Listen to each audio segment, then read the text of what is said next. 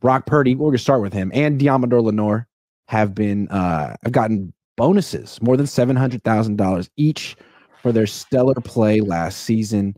This seems like the least the team in the league could do, given that they really are underpaid. But at least they got something. Yeah, for Purdy, it's like doubling his salary. I think it was like damn near. He had a bonus of $739,795, which is damn near what he got paid. So I think it's good that they did that. And then Lenoir got a little more, $790,000. They're basically rewarding lower salary players who get a ton of snaps and contribute to the success of the team. I think it's a good thing that they do that because Brock's definitely underpaid. Probably Demo as well, to be real. So yeah, it's good. Good for them. It's all Jamarcus Russell's fault. People don't remember Jamarcus Russell.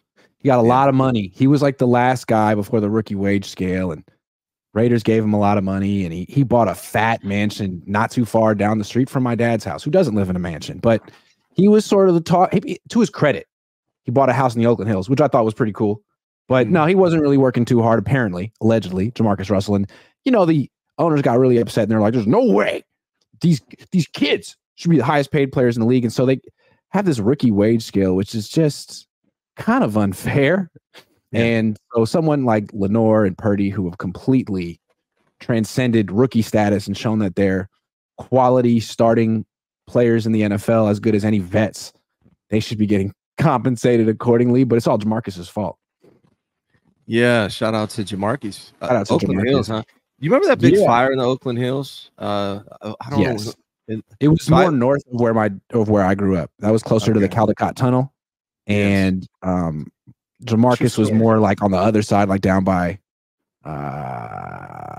golf links. Dude, true story. I was driving through the tunnel going towards Oakland when that happened. When it happened, I come out of the tunnel and there's like fire on both sides of me. I'm like, damn, it was wild. Yeah, I remember that day. I was 3 years old. I was going to a birthday party and they canceled it.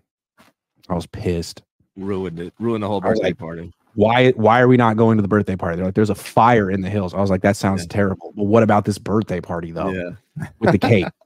Yeah, priorities. It's over. Year 3. What a tragedy.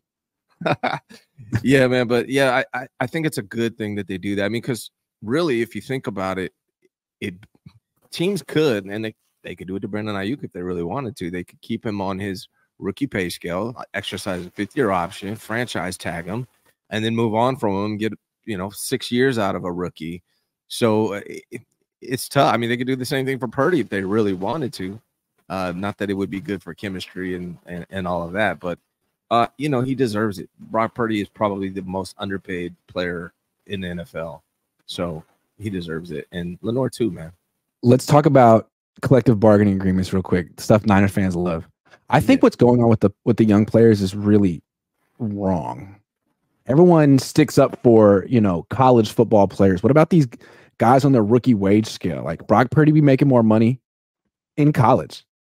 It's more of a free market in college. You can make whatever with the NIL stuff, but here it's like, sorry, buddy, you got to wait 1 more year before you can renegotiate. Like, what are you talking about? Yeah, I think, and what sucks is they're never going to change this because the people who negotiate on behalf of the players are the vets. Mm-hmm. And they're looking out for the vets. They love this. It's like, anyway, and it's kind of unfair. I mean, if you look at baseball, you look at basketball, the NFL, those guys are the most underpaid players out of all of them, and they risk the most, and they have very short careers. I believe the average NFL career is 2.5 years. Right. I know NFL players that played in the NFL and were broke 6 months later. So it does kind of suck, and I'm happy for Purdy and Lenoir. I hope they renegotiate it, but you're right. It's really about they're looking out for the veterans, these guys. Yeah. All the rules benefit the veterans. Like less practice time. Who does that benefit? The players who need development, or the players who've already developed? Yeah, and don't need people taking their jobs. Right.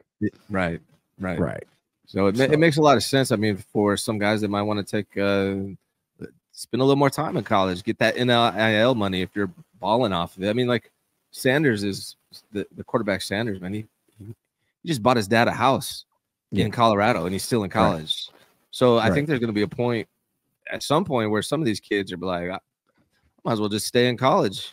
Right. You know, what's the difference? Yeah. So if you're not a first round pick, why are you really leaving? Right. You know, if you're making good NIL money, and a lot of that is just about personality and charisma and your social media presence. A lot of those guys might make more in college than they will in the NFL. So yeah, I think it's good that they rewarded these guys. They need to really figure that stuff out more. I wish the NFL did a little better job. Like I'm not sure if the rules have changed. Maybe I'm naive to it, but these guys really deserve health care for life. Yep. You know, it's true. And I don't think we get that right now. These two players are in this weird position where it's like they're both going to be in line for major paydays in a year. Yep.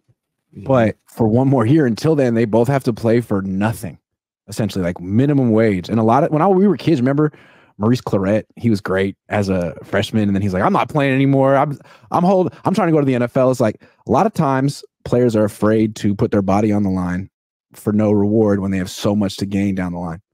So they have to stay healthy. My goodness, Deommodore Lenoir, Brock Purdy, stay healthy. Lenoir can make a lot of money too. He might have already. Out of town. I think we're going to talk about that later, but I definitely want to talk about Demo because I'm a little surprised by something in regards to 49ers and Demo. Because, I mean, if you think about it, all the players who are due for extensions next year, Purdy's big one, but also Lenoir, Travarius Ward, Talanoa Hufanga, Aaron Banks. There's a bunch. Jawan Jennings is going to be up for extension again next year. Yeah. There's a whole. I'm sure I missed 3 or 4 guys. It's going to be this. I think I've been saying it for a while, and I think everyone has because it's kind of obvious. This year is kind of the last running back year. There's going to be some major changes after 2024, and we'll talk about more of those. Jesus M says Lenoir is not that good. Is that true? Let's look at his numbers. Last year he gave up a quarterback rating of 75. Targeted 95 times, give up 60 catches, 687 yards, and 1 touchdown. He also had 3 picks. He's a pretty good player. He could play outside, play inside, good tackler. And you brought up the most important thing at the end. He's a little mini Greenlaw out there. He's an enforcer.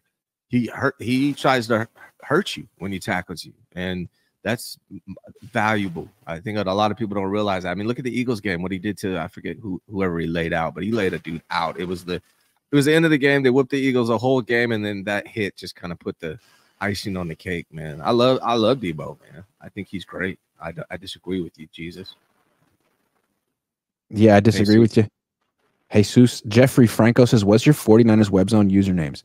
This is a good question because I definitely do have 49ers web zone usernames that I used in high school and college.